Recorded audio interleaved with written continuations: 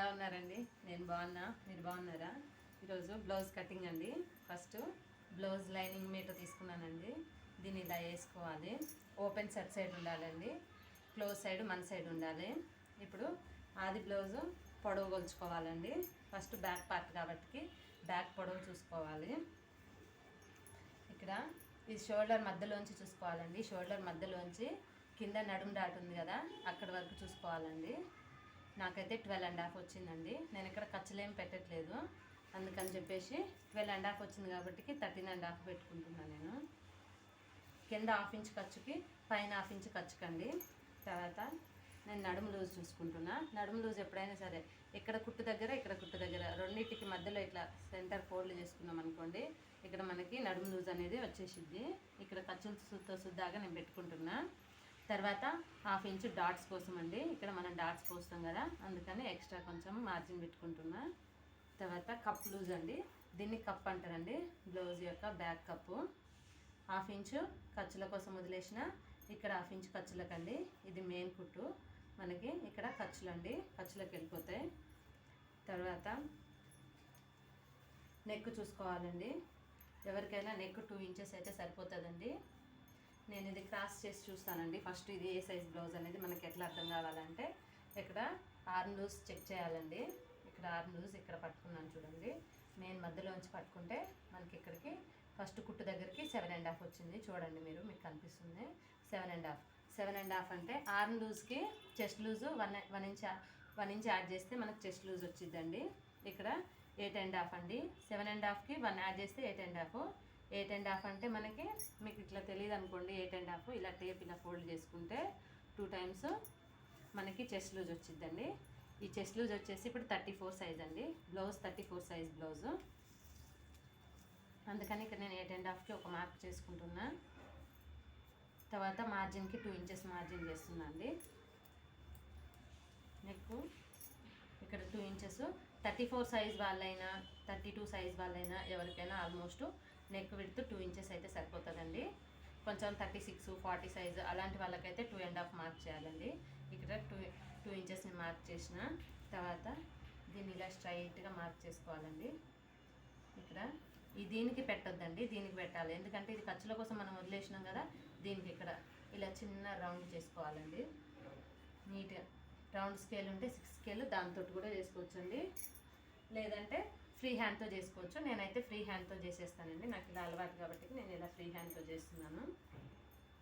మీరు ఒకసారి చెక్ చేసుకోండి. ఇలా బ్లౌజ్ 2 షోల్డర్స్ ఉన్నాయి కదండి, కుట్టు దగ్గర ఇలా పెట్టేసుకొని 2 ఇలా పట్టుకొని, ఈ సెంటర్ ఫోల్డింగ్ వచ్చింది కదండి, ఈ సెంటర్ దగ్గర ఇక్కడ ఇది ఇలా ఇలా పెట్టేసుకొని ఇలా మనం చూసుకుంటే ఖర్చులతో సుద్దాగా వచ్చింది చూడండి. ఇక్కడ ఖర్చులతో సుద్దాగా మనకు వచ్చిందండి. ఇలా పెట్టుకొని చూసుకోవాలండి. మీకు ఒకవేళ డౌట్ ఏమన్నా ఉందనుకోండి, ఇప్పుడు ఇలా సరిపోకపోతే మీరు కంగారు పడాల్సిన అవసరం లేదండి. ఇక్కడ 2.5 చేసుకొని, ఇక్కడ 2.5 చేసుకొని దీన్ని ఇలా క్రాస్గా చేసుకోవాలండి. కొంచెం పెద్ద సైజ్ వాళ్ళకి ఇది 36 అలాంటి వాళ్ళకైతే మంచి యూజ్ అవుతుంది. ఇక్కడ మనది 34 సైజ్ కాబట్టి ఇది సరిపోతుందండి. తర్వాత షోల్డర్ చూసుకోవాలండి.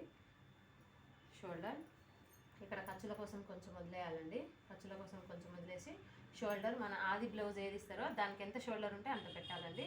ఇది కొంచెం పెద్దగానే ఉంది షోల్డర్, కానీ వాళ్ళు అలాగే ఇష్టపడతారంట, అందుకని ఇది పెద్దగా పెట్టేశానండి. మొత్తం మనకి ఇక్కడ 6 ఇంచెస్ వచ్చిందండి.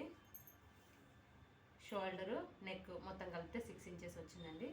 ఇక్కడ నేను 5.5 పెట్టుకుంటున్నాను అండి. చిన్న బ్లౌజ్ కాబట్టి సరిపోతుంది. అమ్మది కప్పు పొడవు మనకి చాలా తక్కువ ఉంది కదండి, అందుకని చిన్నగా అయితే సరిపోతుంది. ఇక్కడ 6 ఇంచెస్ పెట్టుకున్నప్పుడు ఇక్కడ కూడా 6 ఉండాలండి. స్ట్రైట్గా అంటే స్ట్రైట్గా గీలేని వాళ్ళు ఇక్కడ ఒకసారి చెక్ చేసుకోవాలండి. క్రాస్ కరెక్ట్గా ఇలా చేసుకొని ఎల్ షేప్ ఇచ్చుకోవాలండి. ఎల్ షేప్ ఇచ్చిన తర్వాత ఇక్కడ 1.5 ఉండాలండి మనకి ఆర్మ్ కరువు తిరగడానికి. చూడండి, నేను ఫస్ట్ మామూలుగా గీసా అండి, నాకు అలవాటు కాబట్టి అలా గీసాను. మీకోసం చెక్ చేయడం కోసం చూపిస్తున్నా. 1.5 ఎగ్జాక్ట్గా 1.5 వచ్చింది చూడండి. ఇక్కడ కరువు తీయటం కూడా ఎలా తీయాలంటే అండి, ఇక్కడ 5.5 ఉంది కదా, 5.5ని టేప్ మధ్యలోకి మలచండి. ఫోల్డ్ చేసినప్పుడు మనకు తెలిసిద్ది ఇక్కడ ఎక్కడి నుంచి క్రాస్ తీయాలి అనేది. ఇక్కడ మనకు ఒక మార్క్ వచ్చింది చూడండి, ఇక్కడ ఒక ఫోల్డ్, ఆ ఫోల్డ్ దగ్గర నుంచి ఇక్కడ ఈ రెండిట్లో కరువు తీయాలండి. మీ దగ్గర కరువు స్కేల్ ఉంటేనేమో తీయండి, లేదంటే ఫ్రీ హ్యాండ్తో తీసేయండి. నేనైతే ఫ్రీ హ్యాండ్తో తీస్తున్నాను. ఇప్పుడు ఒకసారి చెక్ చేసుకోండి.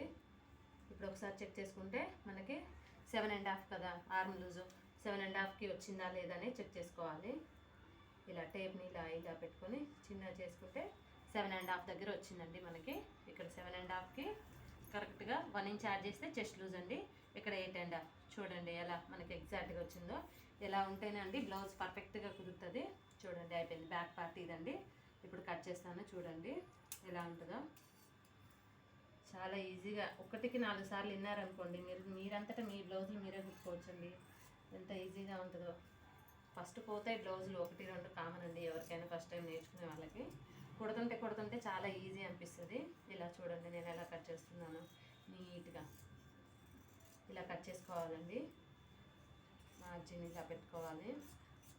ఇప్పుడు మనం ఇక్కడ కుట్టేసే దగ్గర ఒక టక్ ఇచ్చుకుందామండి. మనకి కుట్టేటప్పుడు ఏ కన్ఫ్యూజన్ ఉండదు, మళ్ళీ కొలుచుకోవటం అవి ఉండవండి. మనకి ఇక్కడికి హ్యాండ్ లూజ్కి 2 కరెక్ట్గా వస్తాయి మనం స్టిచ్ చేసేటప్పుడు. స్టిచ్చింగ్ వీడియోలో నేను చూపిస్తానండి ఎలా స్టిచ్ చేయాలనేది. ఇప్పుడు ఇది ఇక్కడ తర్వాత హ్యాండ్స్ కట్ చేస్తానండి నేను.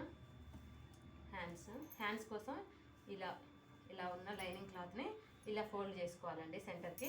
అప్పుడు 4 పార్ట్లు అయిపోతాయి.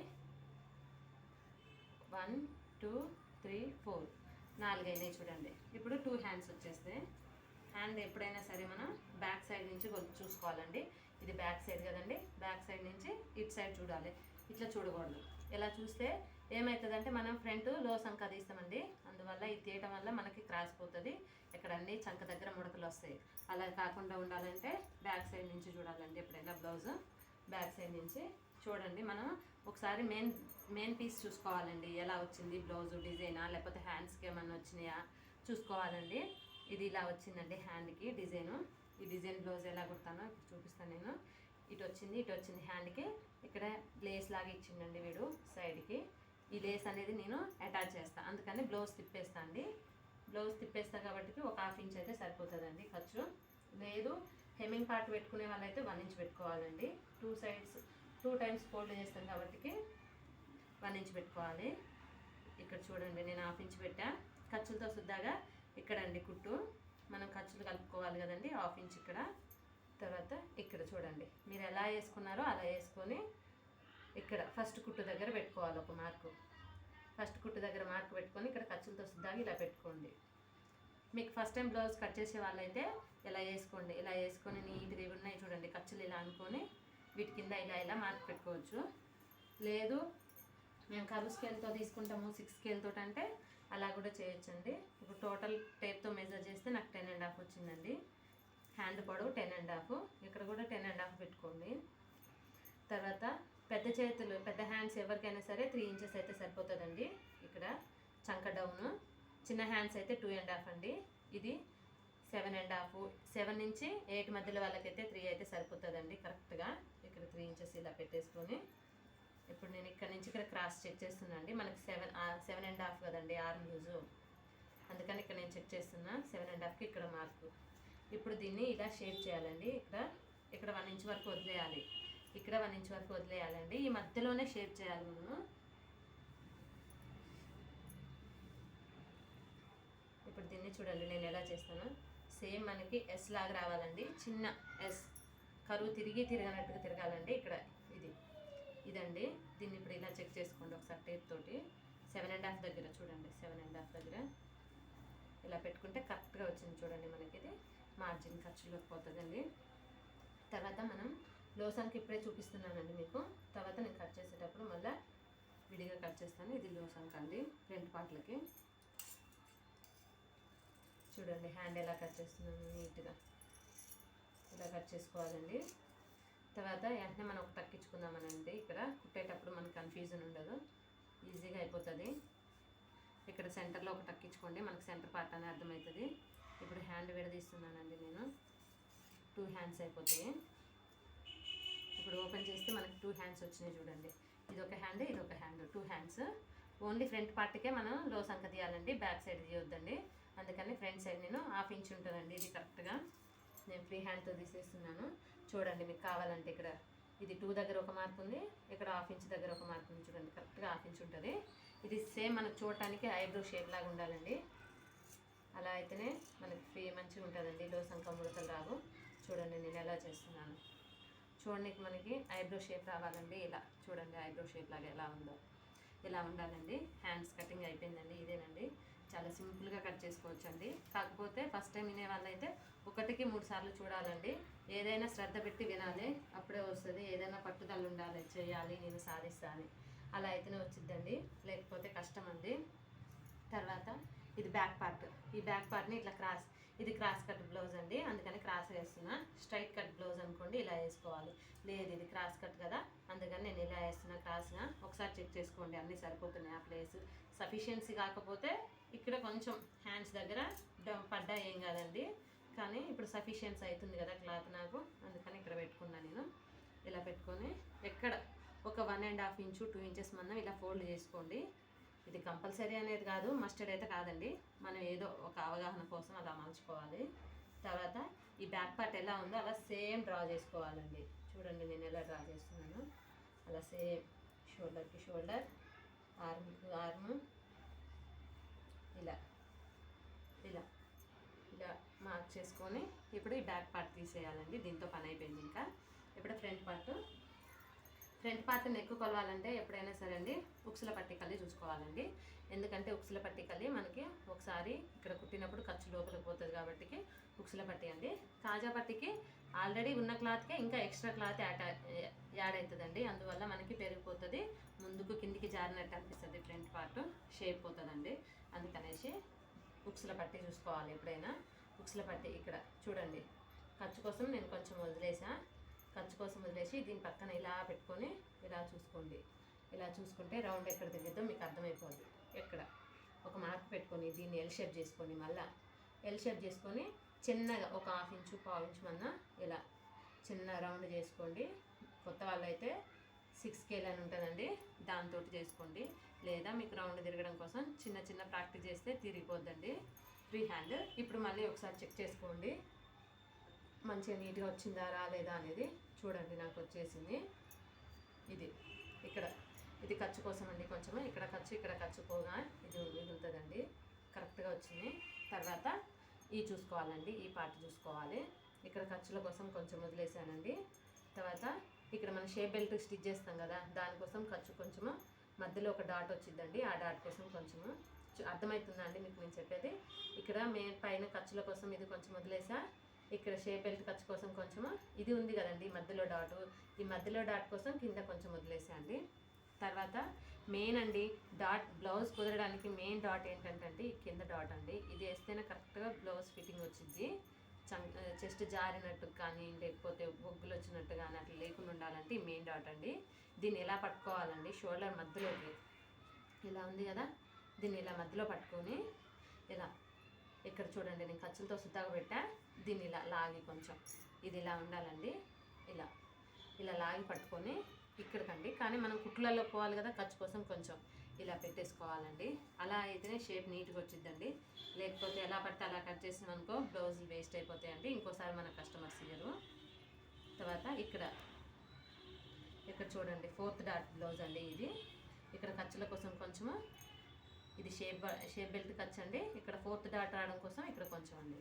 ఇప్పుడు ఈ మూడింటిని కలుపుకుంటూ ఒక కరువు తీయాలండి. ఇలా చూడండి నేను ఎలా కరువు తీస్తున్నాను, ఇలా కరువు తీయాలండి, షేప్ చేయాలి, మంచిగా నీట్గా షేప్ చేయాలండి.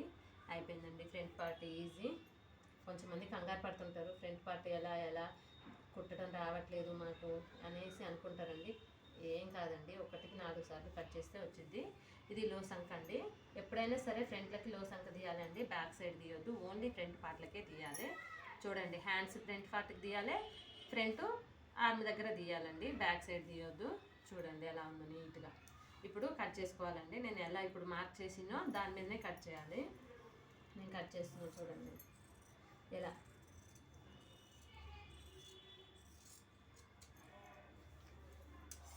లో సంఖ అండి, పైనుంచి తీయొద్దండి ఎప్పుడైనా లో సంఖ. ఇక్కడ ఖర్చులు ఉన్నాయి కదండి, ఈ ఖర్చులకి ఇక్కడ 1 ఇంచు మధ్యలోనే లో సంఖ చిన్నగా కరువు తీయాలండి. సేమ్ ఎలా మార్క్ చేసినామో మనం అలా మార్క్ మీదనే కట్ చేసుకోవాలండి. చూడండి రౌండ్ తిరిగే దగ్గర ఎలా తీస్తున్నాను నేను, ఎంత నీట్గా కట్ చేస్తున్నా చూడండి. అలా నీట్గా కట్ చేసుకోవాలి. ఫస్ట్ టైం కుట్టే వాళ్ళైతే పేపర్ మీద వాటి మీద ట్రై చేయండి. అలా అయితే ఈజీగా ఉంటుంది. మీకు అర్థం కాకుంటే చెప్పండి ఫ్రెండ్స్, నేను ఇంకో వీడియోలో నీట్గా అర్థమయ్యేటట్టు ఎక్స్ప్లెయిన్ చేస్తాను. బ్యాక్ పార్ట్ అయిపోయిందండి. తర్వాత షోల్డర్స్ అండి, మనకి షోల్డర్స్ కాదండి, షేప్ బెల్ట్ అండి. షేప్ బెల్ట్ నా మెథడ్లో కట్ చేసిరు అనుకో, మీకు ఎక్కడ ఏమేమి కట్ చేయాలి అనేది కూడా చెప్తాను అండి నేను. ఇక్కడ ఈ ఖాళీ పార్ట్ ఉంది కదా, ఇక్కడ షేప్ బెల్ట్ అండి. షేప్ బెల్ట్ ఇక్కడ చూడండి, నేను ఖర్చులతో శుద్ధాగా పెడుతున్నానండి నేను. ఇక ఇక్కడ వరకు అండి, చూడండి ఇక్కడ షేప్ బెల్ట్. ఎక్కువ బయట ఏం చేస్తున్నావు? అది బంద్ చేయాలి కొద్దిసేపు.